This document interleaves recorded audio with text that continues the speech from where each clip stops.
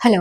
ഒരു തെറ്റായ വാർത്ത അത് ജനങ്ങളിലേക്ക് എത്തുമ്പോൾ എത്രമാത്രം ഇമ്പാക്റ്റ് ഉണ്ടാക്കുമെന്ന് നിങ്ങൾ ചിന്തിച്ചിട്ടുണ്ടോ? അത് വലിയ മുഖ്യധാര പത്രങ്ങളായാലും തെറ്റുകളായിരിക്കും സംഭവിക്കുക. അത് തെറ്റ് തിരുത്തിയിട്ട് പല മാധ്യമങ്ങളും തെറ്റ് തിരുത്തൽ എന്ന് പറഞ്ഞിട്ട് ആ വാർത്ത കൊടുക്കാറുണ്ട്. അപ്പോൾ ഈ കഴിഞ്ഞ ദിവസം ഒരു വാർത്ത കണ്ടു. അത് KSRTCയിലെ വിദ്യാർത്ഥി പാസ് 10 രൂപയിൽ നിന്ന് 110 രൂപയാക്കി എന്നുള്ളൊരു വാർത്ത നിങ്ങൾ കണ്ടു കാണും. ആ വാർത്തയുമായി ബന്ധപ്പെട്ട് KSRTC തന്നെ വിശദീകരണമായിട്ട് ഇന്ന് എത്തിയിട്ടുണ്ട്. അതിനു മുൻപ് ഈ വാർത്ത എങ്ങനെയാണ് മാധ്യമങ്ങൾ കൊടുത്തേ ഒന്ന് നോക്കിയാലോ. ആദ്യം തന്നെ നമുക്ക് ദേശാഭിമാനി പത്രം തന്നെ നോക്കാം. ഞാൻ ജസ്റ്റ് ഗൂഗിൾ ചെയ്തപ്പോൾ അതിപ്പോഴും കിടക്കുന്നുണ്ട് ആ വാർത്ത. ദേശാഭിമാനി കൊടുത്തിരിക്കുന്നത് ഇങ്ങനെയാണ്: KSRTC വിദ്യാർത്ഥി പാസ് 10 നിന്ന് ഒറ്റയടിക്ക് 110 രൂപയാക്കി. ഇങ്ങനെയാണ് കൊടുത്തത്. തീർന്നില്ല, ഏഷ്യാനെറ്റിൻ്റെയും കൂടി നമുക്ക് നോക്കാം. ഏഷ്യാനെറ്റ് ഇങ്ങനെയാണ് കൊടുത്തത്: KSRTC ബസ്സുകളിൽ വിദ്യാർത്ഥി പാസ് പുതുക്കാനുള്ള ചാർജ് 11 ഇരട്ടിയാക്കി, പിൻവലിക്കണമെന്ന് SFI.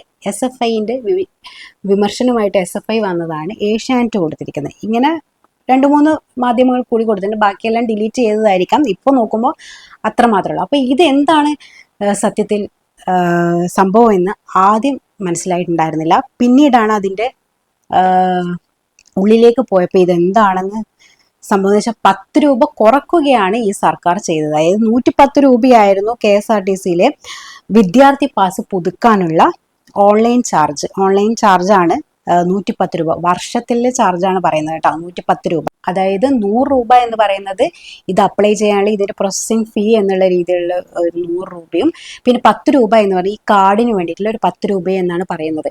അപ്പോൾ ആ കാർഡിന് വേണ്ടിയിട്ടുള്ള 10 രൂപ ഇനി വിദ്യാർത്ഥികളിൽ നിന്ന് ഈടാക്കണ്ട എന്നാണ് ഇപ്പോഴത്തെ സർക്കാരിൻ്റെ തീരുമാനം. അങ്ങനെ 110 രൂപയാണ് കഴിഞ്ഞ വർഷങ്ങളിലൊക്കെ വാങ്ങിച്ചുകൊണ്ടിരുന്നത്. ഇപ്പം അത് 100 രൂപയാക്കി കുറച്ചിട്ടുണ്ട്.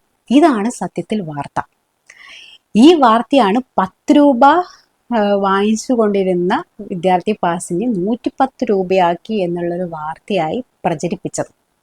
എന്താ അല്ലേ വാർത്തയുടെ ഒരു പോക്കെ. അതിന് SFI വിമർശനമായിട്ട് വന്നതാണ്. ഇവരൊന്നും വാർത്ത എന്താണെന്നും ഇതെങ്ങനെയായിരുന്നു എന്നും വാങ്ങിച്ചുകൊണ്ടിരുന്നത് ഇതൊന്നും നോക്കാതെയാണ് ഇതുമായിട്ട് പ്രതികരിക്കാനും വിമർശിക്കാനും ഒക്കെ വരുന്നത് എന്ന് പറയുമ്പോൾ കഷ്ടം തോന്നുന്നു.